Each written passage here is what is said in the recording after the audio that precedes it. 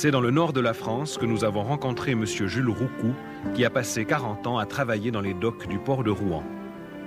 Né dans les taudis de la rue des Arpents, il a été livré à lui-même dès l'âge de 13 ans.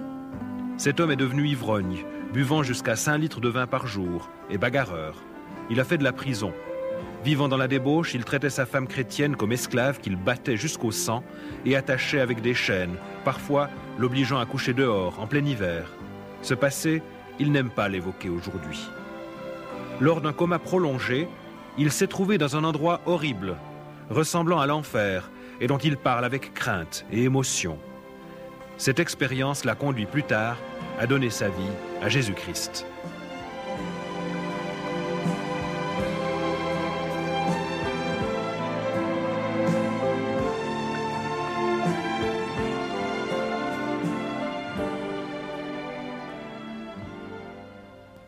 Je suis né à Rouen, d'une famille très pauvre. Dès mon plus jeune âge, il fallait que je trouve de la nourriture pour nourrir mes frères et mes sœurs, ainsi que mes parents. À l'âge de 13 ans, je travaillais sur les ports et docks de Rouen, à tirer des mulets, des fûts de vin, à décharger des bateaux de vin. J'ai commencé à boire à cet âge-là. Par la suite, je suis devenu un voyou. À l'âge de 17 ans, je connaissais les filles de joie. À l'âge de 17 ans et demi, je me suis engagé pour l'armée, dans l'armée française. Quand je suis revenu de l'armée, j'étais plus que méchant. J'étais une crapule, un bagarreur et tout. Une fois mes 27 ans, je me suis marié, j'ai trouvé une épouse. Je me suis marié croyant que ma vie allait changer, mais c'était pareil. J'étais devenu ivrogne, invétéré, je frappais mon épouse. J'ai rendu mon épouse très malheureuse, mes enfants de même. Au début de notre mariage, mon mari m'avait bien caché qu'il buvait, mais je me suis vite aperçue qu'il buvait beaucoup. Et chez nous, c'était la vie d'enfer. Il rentrait le soir, il nous frappait,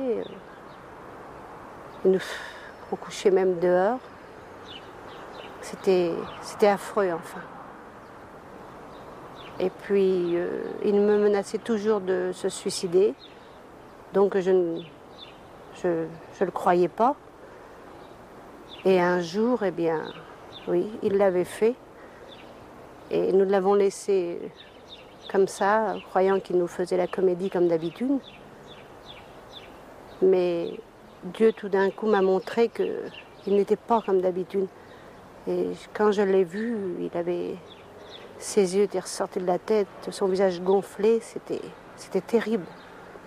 Et aussitôt, j'ai appelé mes enfants et on a appelé le SAMU. Le SAMU, pour eux, c'était un homme comme déjà mort. Et ils me l'ont transporté tout de même et il est resté 36 heures dans le coma.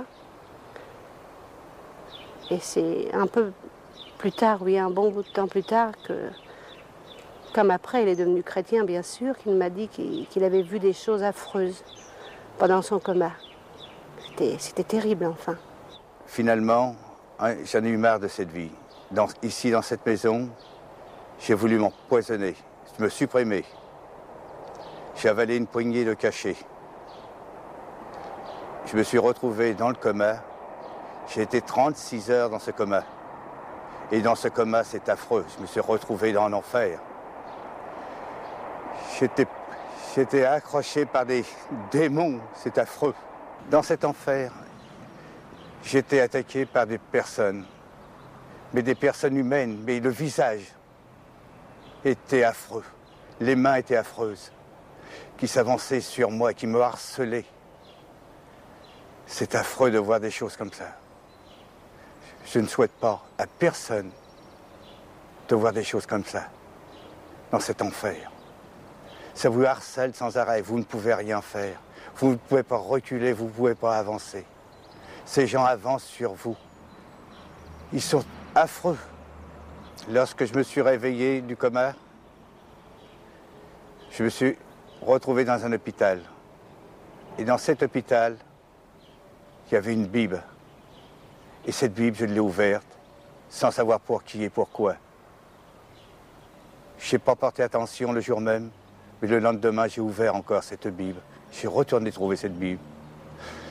Et là, j'ai trouvé que vraiment il y avait un Dieu pour nous, les crapules, que ce Dieu était bon. Et qu'aujourd'hui, je peux le remercier si je suis vivant. Parce que c'est lui qui m'a sauvé.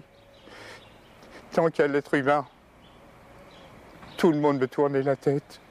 Et aujourd'hui, avec la grâce de Dieu, je peux lui dire merci. Et que ce témoignage puisse servir à bien des gens qui veulent être sauvés, qui trouvent un sauveur, qui peuvent le trouver en Dieu. Parce qu'il n'y a que lui qui peut sauver une âme perdue.